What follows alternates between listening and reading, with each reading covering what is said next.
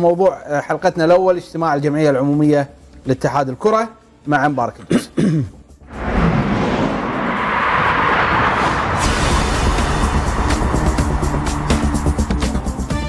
للمرة الثانية لم يكتمل نصاب الجمعية العمومية الغير عادية لتغيير المادة 32 من النظام الأساسي للاتحاد الدولي، ولم يحضر سوى ممثل نادي القادسية فقط ليعلن رئيس الاتحاد الكويتي لكرة القدم الشيخ طلال الفهد انتهاء الجمعية العمومية قبل أن تبدأ.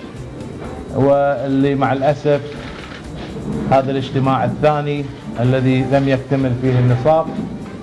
اليوم حضر عندنا نادي القادسية الرياضي من 14 نادي رياضي، وبذلك نعلن عن انتهاء الجمعية العمومية لعدم اكتمال النصاب. نسأل الله إن شاء الله أن يوفق الجميع، وإن شاء الله تزول هذه الخلافات. الشيخ طلال الفهد تمنى تعاون الجميع حتى يعمل على عقد جمعية عمومية غير عادية قريبا. ونحن بدورنا كمجلس إدارة الاتحاد الكويتي لكرة القدم سنسعى جاهدين مرة أخرى إلى عقد جمعية عمومية أخرى في القريب العاجل، متى رأينا تجاوب من ال 14 نادي، أو خلينا نتكلم عن تجاوب الأغلبية أو الحضور اللي نحتاجه لاكتمال النصاب، وهو عدد 8 أندية رياضية. الإخوان سواء الأغلبية اللي ارتأت عدم حضورها لأنهم ليس ذي اختصاص في التعديل، ومو بس قانون محكمة، حكم المحكمة تمييز في عودة الأندية كان واضح الكلام بأن ليسوا معنيين في تعديل القانون حسب القانون الكويتي، فبالتالي أنهم يعدلون يعتبر مخالفة، وهذه وجهة نظر نحترمها، مثل ما نحترم وجهة النظر الأخرى اللي تقول الاتحاد غير شرعي ونحن لا نتعامل معه، يلعب معنا مباريات الدوري والكاس ويشارك في نشاطاتنا، لكنه ما يبي يتعامل مع الاتحاد.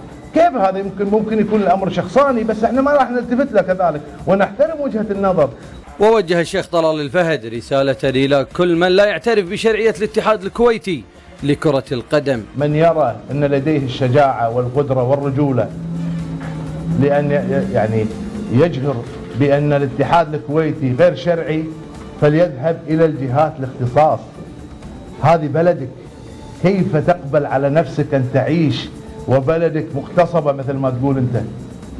اذهب إلى أماكن الاختصاص وقدم شكواك، واذهب إلى ملجأنا الأخير بعد الله سبحانه وتعالى هو قضاء الكويتي.